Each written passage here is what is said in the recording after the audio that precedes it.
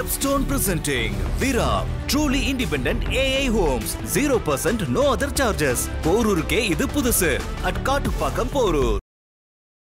2026 சட்டமன்ற தேர்தலில் என்டிஏ கூட்டணி ஆட்சி நிச்சயமாக தமிழ்நாட்டில் ஆட்சி அமைக்கும் அப்படிங்கிறதுல வந்து பேசியிருக்காரு. மெஜாரிட்டி வந்துட்டாங்க அப்படின்னா எப்போவுமே அதிமுக தனியாக தான் ஆட்சி அமைக்கும். திமுகவுக்கு இது பொருந்தும். திமுக அதிமுக பொறுத்தவரை அவர்கள் எப்போவுமே மெஜாரிட்டி இருந்தால் தனி தான், கூட்டணியில் யாருக்கும் பங்கு தர மாட்டாங்க. இது அவங்களுடைய பாலிசி. இது ஒன்றா இருந்தால் நமக்கு பிரச்சனை வந்துடும்ன்ட்டு ஸ்ப்ளிட் பண்ணுற வேலை பண்ணுறாங்க. அண்ணாமலையை வைத்து என்டிஏ கூட்டணியில் ஆரம்பத்துலேருந்தே ஒரு பேசி சலசலப்பை உருவாக்குறாங்க. அண்ணாமலை அதுக்கு உதவுறாரு. ஒரு கட்டத்தில் என்டிஏ உடையுது. திமுகவுக்கு அன்னைக்கு இருந்த மரியாதை, மக்கள்கிட்ட இருக்கிற செல்வாக்கு, இதெல்லாம் இப்போ இருக்கானா இல்லை. அவர்களால் சாதனைகளே சொல்ல முடியல. அதுக்கு பதிலாக மத்திய அரசுடைய விஷயங்களை கொண்டு போய் முன்னிறுத்துறாங்க. மோடியும் அமித்ஷாவும் சாதாரண ஆட்கள் தான், அவர்களை பார்த்து பயப்பட தேவையில்லை. சாதாரண ஆட்கள் தான், அவங்கள பார்த்து பயப்பட தேவையில்லை. ஜனங்களுக்கு சொல்லியிருக்காப்புல, ஜனங்க ஏன் பயப்படணும்? ஜனங்களுக்கு ஒன்றும் பிரச்சனை இல்லை. ஆனால் நீங்கள் அண்ணாமலை இந்த வேலையை தொடர்ந்து பண்ணிக்கிட்டு இருக்காரு அப்படின்றது மேலே வரைக்கும் போயிருக்கு.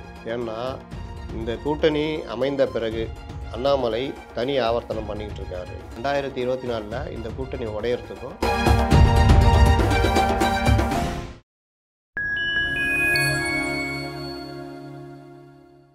ஃபைன்டம் மீடியா நேயர்களுக்கு வணக்கம். நான் உங்கள் சங்கிமுகன். நம்ம சிறப்பு நிகழ்ச்சியில் நம்மோடு இருந்திருக்கிறார் மரியாதைக்குரிய மூத்த பத்திரிகையாளர் திரு அப்துல் முத்தலிஃப் அவர்கள். வணக்கம். வணக்கம். எப்படி சார் இருக்கீங்க? நல்லா இருக்கேன். மதுரையில் உள்துறை அமைச்சர் அமித்ஷா அவர்கள் நடந்த பொதுக்கூட்டத்தில் ஒரு மிகப்பெரிய விஷயத்தை முன் வச்சு பேசியிருக்கிறார். அதுவும் குறிப்பாக 2026 சட்டமன்ற தேர்தலில் என்டிஏ கூட்டணி ஆட்சி நிச்சயமாக தமிழ்நாட்டில் ஆட்சி அமைக்கும் அப்படிங்கிறதுல வந்து பேசியிருக்கிறார். இதை எப்படி பார்க்குறீங்க?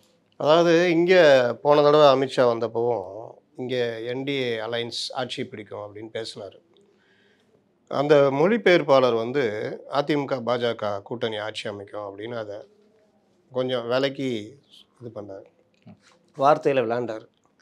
அது அப்போவே நம்ம ஆளுங்க தான் தெரியுமா, உடனே ஏற்கனவே அதிமுக பணிந்தது அப்படி இப்படிலாம் போட்டு உருட்டிகிட்டு இருக்காங்கல்ல, கையில் எடுத்தது அப்படி இப்படின்னு அந்த அடிப்படையில் அப்போவே உருட்டினாங்க. அது கொஞ்ச நாள் தான் உயிர் இருந்தது. இப்போ நேற்றும் அவர் என்டிஏ அலைன்ஸ் அப்படின்னு அவர் பேசுகிறத அந்த மொழிபெயர்ப்பு அதே ஆள் தான், ஸ்ரீகாந்த்னு. அவர் பாஜக அதிமுக கூட்டணின்னு ஆட்சிக்கு வரும்ன்ற மாதிரி கொஞ்சம் எக்ஸ்பேண்ட் பண்ணி பேசுகிறார். பொதுவாக இப்போ சமூக நீதி கூட்டணி ஆட்சியை பிடிக்கும் அப்படின்னு போன தேர்தலில் திமுகவில் பேசினாங்க. சமூக நீதி கூட்டணியில் யார் இருக்கா? காங்கிரஸ், விசிகா, இடதுசாரிகள் எல்லாமே பாயிண்ட் வரட்டும் பார்ட்டிகளும் திமுகவும் இருக்குது. கரெக்டாக தோழமை கட்சிகள். இது ஆட்சி யார் நடத்துகிறா? இவர்களுக்கு எதாவது பங்கு கொடுத்தாங்களா? இதுதான், அதான் சமூக நீதி கூட்டணி. அது இன்னொரு பேர் எதுவும் வச்சுருந்தாங்க. இந்த கூட்டணி திமுக தலைமையிலான கூட்டணின்னு கூட வச்சிங்களேன். திமுக தலைமையிலான கூட்டணி வெல்லும் அப்படின்னா ஆட்சியை பிடிக்கிறதுன்னு ஆட்சி நடத்துகிறது தான் திமுக. புரியுதா? நீங்கள் வேணால் திமுகவில் சேர்ந்துக்குங்க. இந்த ஆளு ஷானவாஸ் மாதிரி மற்றவங்கள மாதிரி அப்படி சேர்ந்துக்கலாம். திமுகவில் இருக்காரா? இங்கே இருக்காரா அவர்? விசிகா துணை பொதுச் செயலாளர் கொஞ்ச நாளாக காணும் அவரை. அதே மாதிரி தான் இங்கே என்டிஏ அலைன்ஸ்னால் இது ஒரு வேளை ஏடிஎம்கே சீட்டு கம்மியாக வருது, பிஜேபியும் இருக்குது, பாமக இருக்குது, இவர்கள்லாம் சேர்ந்து அமைக்கிறாங்கன்னா அதுதான் கூட்டணி ஆட்சி. மெஜாரிட்டி வந்துட்டாங்க அப்படின்னா எப்போவுமே அதிமுக தனியாக தான் ஆட்சி அமைக்கும். திமுகவுக்கு இது பொருந்தும். திமுக அதிமுக பொறுத்தவரை அவர்கள் எப்போவுமே மெஜாரிட்டி இருந்தால் தனி தான், கூட்டணியில் யாருக்கும் பங்கு தர மாட்டாங்க. இது அவங்களுடைய பாலிசி. மெஜாரிட்டி இல்லாதப்பவே கூட்டணியில் பங்கு தராமல் இருந்தார் ஒருத்தர், தெரியுமா? கலைஞர் 2006 to 2011 எல்லாரையும் பார்த்து உஷாராக கவனிச்சிக்கின்னு கரெக்டாக மெயின்டைன் பண்ணியிருந்தார். இங்கே ஏன் அவர் பண்ணார்னா மத்தியில் அவரை நம்பி ஆட்சி இருந்தது, அதனால் இங்கே அப்படியே ஓட்டிகிட்டு இருந்தார் பிரச்சனை இல்லாமல். இப்போ வந்து இனி அது நடக்காதுன்னு வச்சிங்களேன். ஆனால் அதிமுகவுக்கு மெஜாரிட்டி கிடைக்கல அப்படின்னா நீங்கள் சொல்கிற கூட்டணி ஆட்சி அதெல்லாம் வரும். ஆனால் இப்போவே போயிட்டு கூட்டணி ஆட்சி அதெல்லாம் சொல்லிகிட்டு இருக்க மாட்டாங்க. என்டிஏ அலைன்ஸு ஜெயிக்கும்ன்றத இவர்கள் அதை இந்த மாதிரி வார்த்தைகள் கிளப்பி விட்டுறது, அதை தூக்கிட்டு பத்திரிகைக்காரர்கள் உருட்டிக்கிட்டு இருக்கிறது. அதிமுக இது எடப்பாடிக்கு சிக்கல், என்ன சொல்லுவார் அதுன்னு. இதில் வந்ததில் நம்ம ஏற்கனவே சொன்னது, பூ வச்சுருக்காங்க, சீர்சனத்திலாம் இனிமேல் தான் பேசுவாங்கன்னு. சீர்சனத்தி என்ன பேசுவாங்க? மாப்பிள்ளைக்கு கார் வாங்கி கொடு, வீடு வாங்கி கொடு. அது ஐயோ அவ்வளோலாம் எங்களால் முடியாதுங்க, நாங்கள் முடிஞ்சால் ஒரு இவ்வளோ போடுறோம் அவ்வளோ போடுறோன்னு பேசுவாங்க. அந்த மாப்பிள்ளை அந்த மாதிரி 50 சீட்டு கேட்டிருக்காங்க அவங்க. நேற்று 50 சீட்டுன்னு. ஏற்கனவே நைனா நாங்கள் இதெல்லாம் 40 தொகுதி அப்படின்ற மாதிரி சொல்லியிருக்காரு. 20வது ஜெயிக்கணுன்ற மாதிரி அவங்களுடைய ஐடியா இருக்குது. அப்போது 50 கேட்டு 40க்காவது வருவாங்கன்றது யதார்த்தம். ஒரு வேளை கொடுக்கலாம். ஏன்னா நாங்கள் இத்தனை தொகுதியில் 2வது வந்தோம் பார்லிமெண்ட் எலெக்ஷனில், உள்ளாட்சி தேர்தலில் இவ்வளோ பர்சன்டேஜ் வாங்கியிருக்கோம், எங்களை நீங்கள் வந்து கன்சிடர் பண்ணணும்னு பாஜக இது பண்ணால் இன்றைக்கி இருக்கிற நிலமையில் ஒருவேளை அதிமுக அதை பற்றி யோசிக்கலாம். பாமக அதுக்கு இந்த தடவை அதிகமாக கேட்க முடியாது, பாஜகவோட கம்மியாக தான் கேட்க முடியும். ஏன்னா அலையன்ஸ்லேயே அவங்க என்டிஏ அலையன்ஸ் கீழே தான் போனாங்க. நீங்கள் 2021 பார்த்தா அவருக்கு கொடுக்குறதோட எனக்கு கூட கொடுக்கணும், இதுதான் அவங்களுடைய டிமாண்டாகவே இருந்தது. பாஜக விட எங்களுக்கு கூடுதலாக கொடுக்கணும் தான் டிமாண்டாக இருந்தது. ஆனால் 24 பார்லிமெண்ட் எலெக்ஷனில் என்டிஏ அலையன்ஸு கீழே போனாங்க. பர்சன்டேஜும் பார்த்தா 11.7 18%. அப்போ இந்த பர்சன்டேஜ்லேயும் அவங்க பாமக கம்மி. ஒருவேளை அதெல்லாம் வச்சு கேட்டால் கூட பாஜகவோட உங்களுக்கு கம்மியாக தான் தருவோன்ற மாதிரி தான் போகும். ஏற்கனவே இப்போ வீக்காக இருக்காங்க, அப்பாவும் பிள்ளையும் சண்டை போட்டு வீக்காக இருக்காங்க.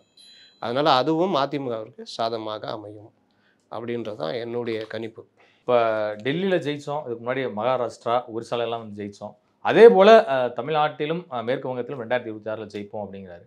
ஸோ இதெல்லாமே பார்க்கும்போது இப்போ கிட்டத்தட்ட ஒரு அமைச்சரவையில் அவங்க ஒரு பங்கு கேட்குறாங்க அப்படிங்கிறத அர்த்தமாக தானே புரிந்து கொள்ள முடியுது. அப்படி கிடையாது. டெல்லியில் ஜெயித்தோம், அவங்க டெல்லிலாம் பார்த்தீங்கன்னா எத்தனையோ வருஷம் 20 வருஷம் முன்னாடி 17 வருஷமோ 26 வருஷம் கழிச்சு வராங்க.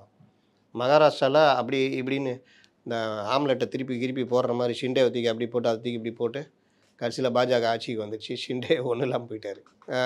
ஒடிசாவில் ஆக்சுவலாக கூட்டணி சேர வேண்டியது பட்நாயக்கோட. கடைசி டைமில் முடிவு பண்ணி வேணாம் தனியாக நீ போன அந்த மாநில தலைவர் முடிவெடுத்ததுனால தனியாக நின்று ஆட்சியை பிடிச்சிட்டாங்க.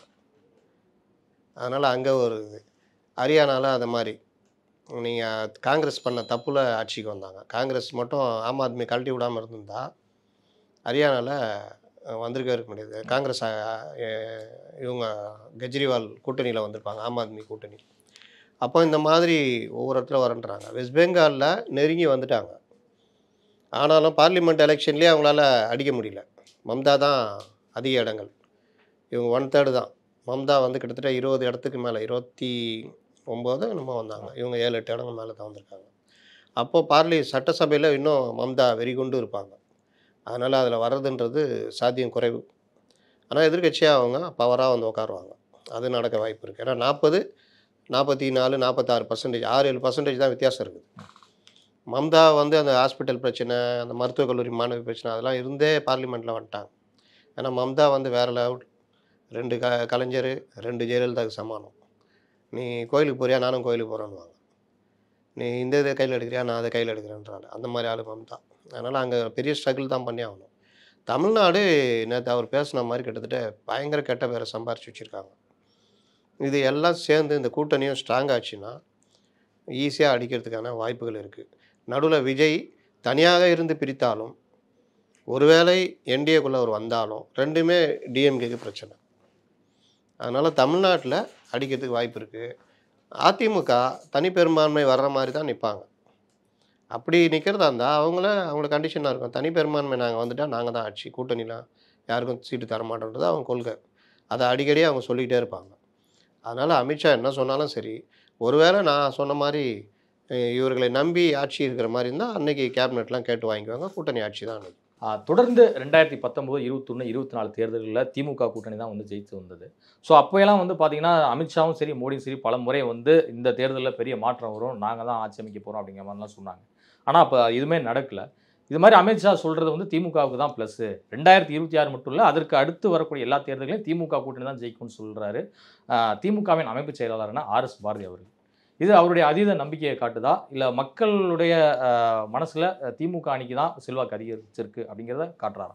அதாவது நீங்கள் 2019, 2021, 2024, 24 கூட தள்ளி வச்சிங்க, 19, 21 திமுக எப்படி இருந்தது? ஸ்டாலின் தான் வராரு, விடியல் தர போகிறாரு, அப்படி தானே இருந்தது. எல்லாம் எப்படி நம்பினாங்க? நீங்கள் நான்லாம் என்ன நம்பணும்? வேறு லெவல் பண்ணுவார்யா. கலைஞர் மாதிரி கூட கிடையாது, கனிவு மிக்கவர், அணுகுவதற்கு எளியவர். அவர் வந்தார்னா வேற. அவர் என்ன பண்ணுவார்? டாக்டருங்க உண்ணாவிரதமாக போய் படுத்துக்குவார். நான் வந்து வேறு மாதிரி பண்ணித்தரேங்க, நீங்கள் கவலைப்படாதீங்க ஐயா, அது மாதிரி கொரோனாவில் கஷ்டப்பட்டு சேர்ந்துக்கிறாங்க, அவ்வளோ உழைக்கிறாங்க. நான் வந்தோன்னே இவங்க எல்லாம் பர்மனெண்ட்டுங்க, எல்லாத்தையும் எடுத்துக்கிறேன். ஆசிரியர்கள் நான் வந்தோன்னே வேறு லெவலுங்க, போட்டி கொண்டு போய் வைப்பார். போட்டியில் போடுங்க, கார்டு போடுங்க, இந்த கார்டுடைய அக்னாலஜ்மெண்ட்டு கார்டு அதை எடுத்துக்கிட்டு நேராக நீங்கள் தலைமைச் செயலகம் வரலாம். அப்படி வந்து அப்படி நீட்டினீங்கன்னா, ஐயோ இந்த கார்டா, உள்ளே வாங்க அப்படின்வாங்க. உள்ளே முதலமைச்சர் நாற்காலியில் யார்? கலைஞரின் மகன் ஸ்டாலின் அமர்ந்திருப்பேன்னு சொன்னாரா இல்லையா? இப்போ அந்த கார்டை தூக்கி போனால் விடுவாங்களா? ஒன்று விடுவாங்க. ஆச்சா, இது ஒன்று. அதுக்கப்புறம் போக்குவரத்து தொழிலாளிகள் போராட்டம். ஐயோ நிறுத்திங்க, 100 நாளில் நம்ம ஆட்சி, உங்கள் அந்த ஓய்வூதிய பலன்கள் எல்லாம் நான் சரி பண்ணுவேன், நீங்கள் போராட்டத்தை வாபஸ் வாங்க. கரண்ட் பில் ஐயா 2 மாதம் ஒரு தடவை பார்த்தா 500 யூனிட்னா 2 மாதத்தில் 510 யூனிட் ஆயிடுச்சுன்னா அந்த 10 யூனிட்டுக்கு வந்து தனியாக போடுறதில்ல, மொத்தமாக டபுள் ரேட் ஆகிடும். இந்த மாதிரிலாம் இருக்குது, எனக்கும் தெரியுங்க, நானும் கஷ்டப்படுறேன். மாதத்துக்கு ஒரு தடவை நாங்கள் கரண்ட் பில் இது பண்ணுவோம். அம்மா கொண்டு வந்தாலும் அந்த லேப்டாப் திட்டத்தை நாங்கள் மாணவர்களுக்கு கொடுப்போம். கல்வி கடன் ரத்து பண்ணுவோம். 1 லட்சம் ரூபாய் வரைக்கும் நகை கடன் ரத்து. நீங்கள் போய் இப்போ கூட வச்சுருங்க, நாங்கள் வந்தோன்னே ரத்து பண்ணுவோம். ஞாபகம் இருக்கா? என்னென்ன சொன்னாங்க, என்ன நடந்துச்சு? அப்போ அவ்வளோ ஒரு எதிர்பார்ப்பு இருந்ததா? 19, 21 அன்றைக்கி அமித்ஷா வந்தாலும் சரி, ட்ரம்ப்பே வந்தாலும் நடக்காது. ஏன்னா இவங்க மேலே அவ்வளோ நம்பிக்கை இருந்தது. இந்த பக்கம் கோபம், பாரியா இந்த பென்னி அவங்க இது சாத்தான் குளம், இது இன்றைக்கி சொல்கிறேன், இன்னை வரைக்கும் சாத்தான் குளம். இவர் சொல்கிறாங்களா, திமுக அரசு தான் விரைவாக நீதியை பெற்று தந்தது, பொள்ளாச்சி வழக்கில் நாங்கள் ஆட்சி பொறுப்பு சொல்கிறீங்கள்ல. பொள்ளாச்சி வழக்கு சிபிஐ நடத்தினா, கோர்ட்டு விசாரணை நடந்துச்சு, வந்துச்சு. அதுக்கப்புறம் இது இந்த அண்ணா யூனிவர்சிட்டி விரைவாக நாங்கள் பெண்களுக்கு ஆதரவுன்னு, அது எஸ்ஐடி கோர்ட்டு போட்டு எஸ்ஐடி விரைவான விசாரணை நடத்தி சார்ஜ் ஷீட் ஃபைல் பண்ணி முடித்தாங்க. சாத்தான் குளம் என்ன ஆச்சு? ஏன் இது வரைக்கும் நடத்த முடியல? இது வரைக்கும் நடத்தி முடித்தாங்களா? ஜட்ஜே போடல, அது ஜட்ஜே இல்லை, பொறுப்பு நீதிபதி தான் விசாரிச்சுட்டு இருக்காரு. அதில் தண்டனை அடைஞ்சாங்கல்ல, அதில் ஒருத்தர் செத்து போயிட்டார். அதாவது மாட்டின குற்றம் சாட்டப்பட்ட ஒருத்தர் இறந்து போயிட்டார். அவர் பையனுக்கு வாரிசு வேலை கொடுத்துட்டாங்க. இன்னும் மற்றவங்களாம் பாதி சம்பளம் வாங்கிட்டு அப்படியே தான் இருக்காங்க. ஏன் நீதி உடனே வாங்கி தரல? அன்றைக்கி என்னென்ன பேச்சு பேசுனீங்க? அதுக்கப்புறம் இது தூத்துக்குடி துப்பாக்கி சூடு, இந்த மாதிரி கெட்ட பேர் ஏற்கனவே அதிகமாக இருந்தது ஏடிஎம்கேக்கு. 2019 ஃபஸ்ட் டைம் ஸ்டாலின் 2018 வந்த உடனே 19 எல்லாரையும் கூப்பிட்டு கேட்குறவங்களாம் சீட்டு, உனக்கு எவ்வளோ 2 சீட் எடுத்துக்கோ, நீ 10 எடுத்துக்கோ. அதனால் பார்த்தீங்கன்னா 2019 ஸ்டாலின் வந்த புதுசுன்றதுனால ஒரு பெரிய பேர் இருந்தது. ஆனால் 21 பார்த்தீங்கன்னா அந்த வாக்கு சதவீதம் பார்த்தீங்கன்னா, நீங்கள் சொல்கிறீங்கல்ல மோடி வந்தார், அமித்ஷா வந்தார், அது இதுன்னு, 2019 20 சம்திங், 2021 படுதோல்வி அடைஞ்சிருக்கணும். இவங்க கிட்டத்தட்ட ஒரு 8-10 சீட்டு தான் ஜெயிச்சிருக்கணும். ஏடிஎம்கே என்டிஏ அலையன்ஸ் இவங்க பெருவெற்றி பெற்றிருக்கணும் 96 மாதிரி. ஆனால் 75 சீட்டு அடிக்கிறாங்க, 39% வராங்க. எது 10 வருஷம் ஆட்சியில் இருந்த கட்சி, ஆன்டி இன்கம்பன்சி இருக்குது, ரொம்ப நெருக்கத்தில் சாத்தான்குளம், தூத்துக்குடி, 3 வேளாண் சட்டம், சிஏஏ, அது இதுன்னு ஏகப்பட்ட பிரச்சனைகள் இருக்குது.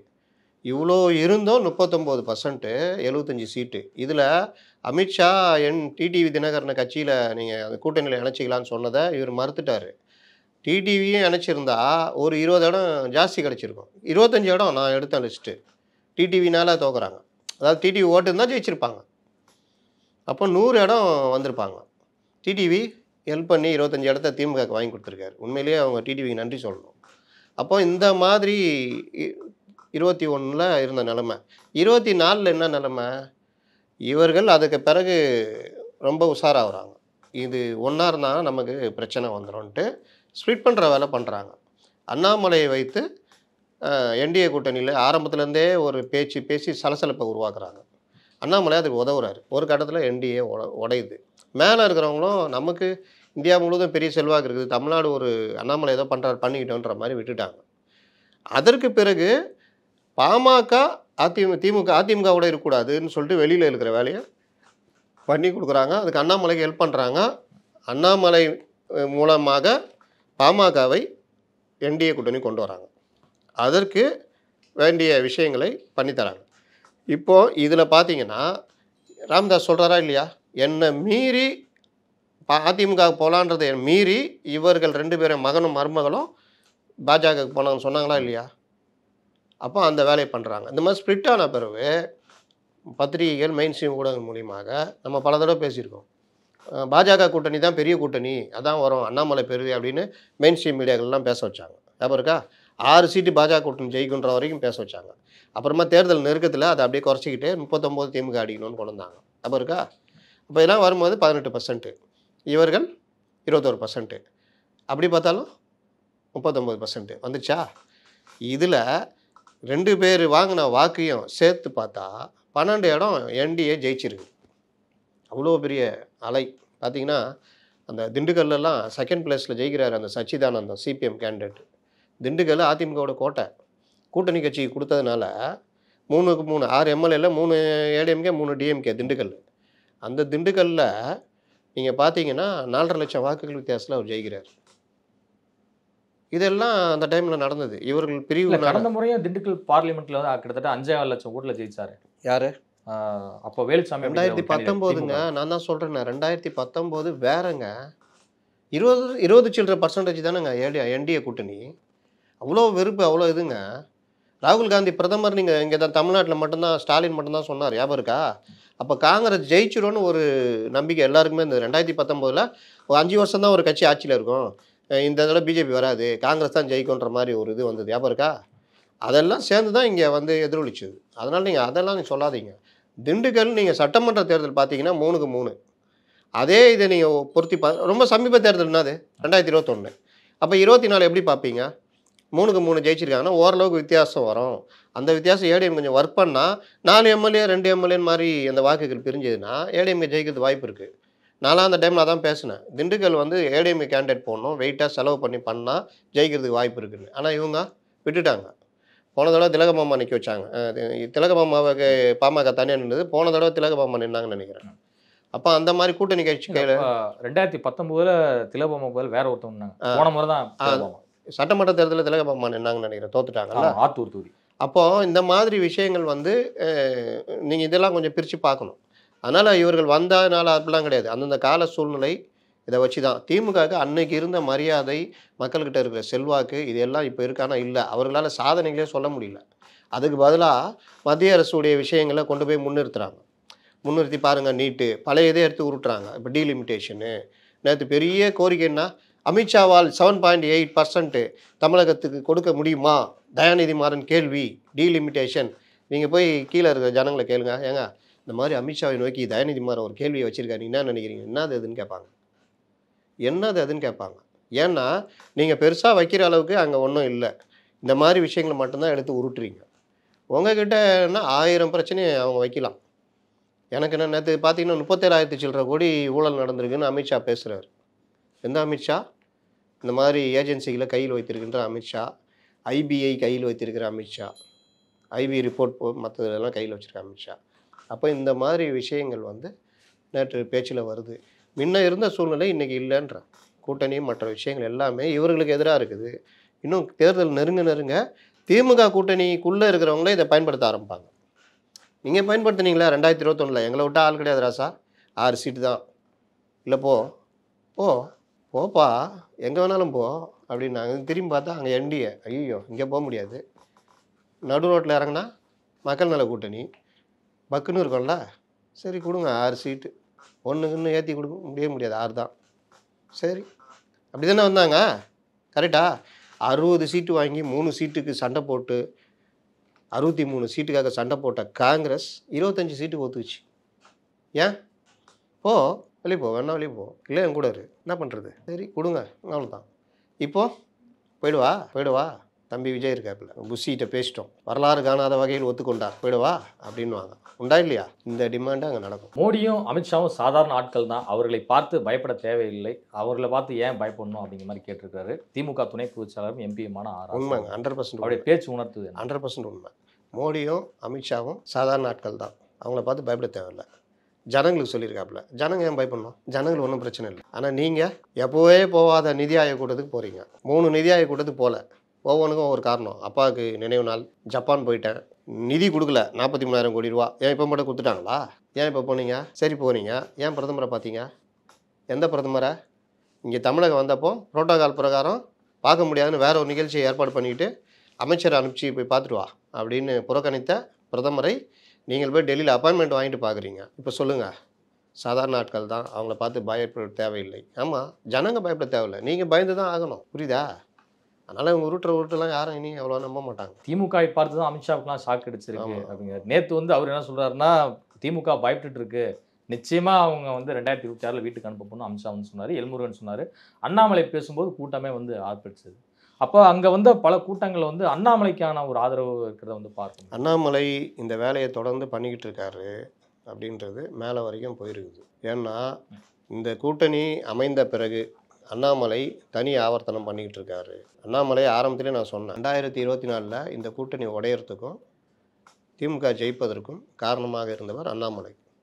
அன்னைக்கு மட்டும் இந்த கூட்டணி இருந்திருந்தா திமுக கூட்டணி 10% அடிச்சிருக்காது, ஒரு 24 சீட்டு ஜெயிச்சிருப்பாங்க, மீதி அவங்க ஜெயிச்சிருப்பாங்க. ஆனால் அதை தடுத்து நிறுத்துறதுல முக்கிய காரணியாக இருந்தது அண்ணாமலை அப்படின்றது அவர்களுக்கும் இப்பொழுது புரியுது. ரெண்டாவது, நீங்கள் தேசிய கட்சியில் தலைவராக இருக்கீங்க, ஒரு கூட்டணி அமையிறது பிரியறது மேலே முடிவு பண்ணுறாங்கன்னா நீங்கள் அதுக்கேற்ற மாதிரி இயங்கணும்.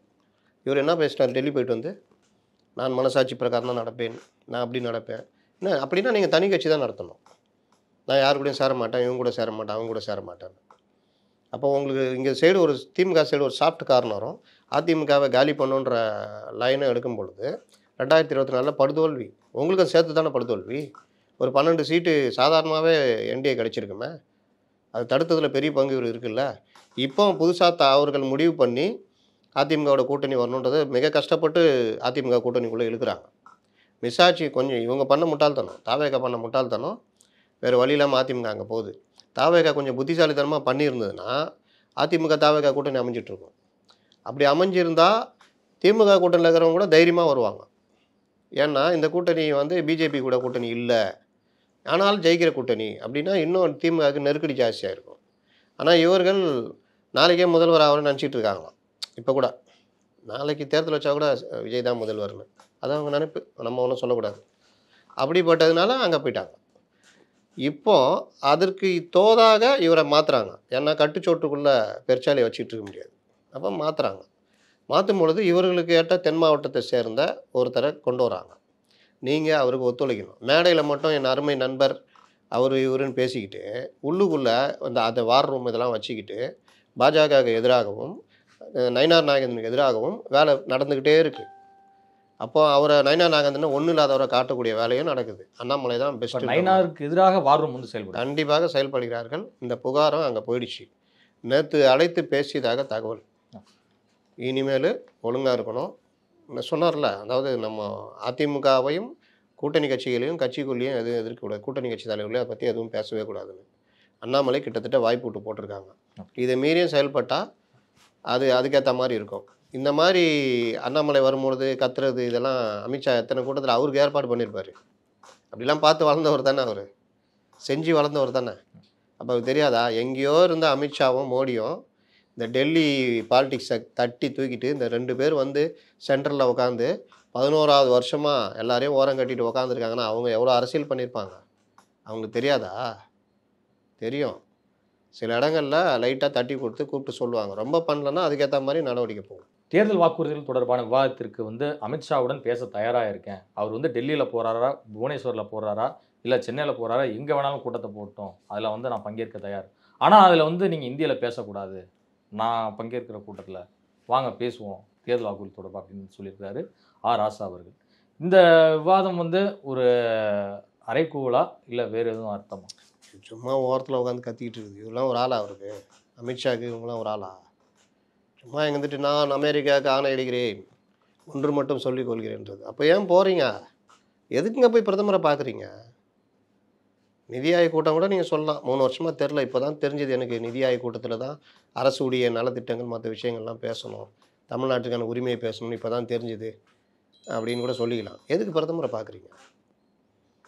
எதுக்குங்க ராஜ்நாத் சிங்கை கூப்பிட்டு வர்றீங்க?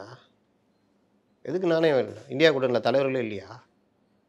கலைஞருக்கு நெருக்கமான சோனியா காந்தி இல்லை? கலைஞரும் சோனியா காந்தியும் அந்த தேர்தல் கூட்டணி அமைஞ்ச பிறகு தான் காங்கிரஸ் உடைய கூட்டணிலாம் ரொம்ப நெருக்கமாச்சு. பெரிய அளவில் மதிக்கக்கூடிய தலைவர் தானே சோனியா காந்தி. அவங்கள கூப்பிட்டுலாம்ல, ராகுல் காந்தியை கூப்பிட்டுருலாம்ல, இல்லை லல்லு பிரசாத் யாதவ் கூப்பிட்டுருலாம்ல, ஃபரூக் அப்துல்லா கூப்பிட்டுருலாம்ல. ஆனால் ராஜ்நாத் சிங்கை கூப்பிட்டு நானே வெளியிடுறீங்க. என்னென்னா உருட்டுனீங்க அதுக்கு மத்திய அரசு விழா, அவங்க இல்லைன்ட்டாங்க. எங்கள் விழாலாம் கிடையாது, அது ரிசர்வ் பேங்க் வெளியிடுற நாணயம். இந்த அப்படி எவ்வளோ நாணயம் வேணும்? 2000. இந்த அப்படி ஒரு நாணயம் 200 ரூபா, நீ லாபம் வச்சு விற்றுக்கோ அப்படின்னு கொடுத்துட்டாங்க. சாதாரணமாக நடக்கிற நிகழ்வு நீங்கள் அரசு விழாவாக மாற்றினீங்க. அதுக்கு ஏன் அவ்வளோ பந்தா பண்ணீங்க? இந்த பக்கம் ஒரு பக்கம் இப்படி பண்ணிக்கிட்டே, இன்னொரு பக்கம் ராசா மாதிரி ஆர்எஸ் பாரதி மாதிரி விட்டு வீரம் பேசுறது. நம்ம கனிமொழியை வச்சு புறக்கணிக்க வேண்டியதானே? மத்திய அரசு நாங்கள் இந்த சிந்தூர் இதுக்கான இதுக்கு கனிமொழி வரமாட்டார், புறக்கணிக்க வேண்டியதானே? தெரியுதா? உங்கள் பொருள் எடுத்து உங்களே போடுறாங்க அவங்க. இதுவரை உங்கள் பல்வேறு கருத்துக்களை உங்களுக்கு கண்டிப்பாக சார்.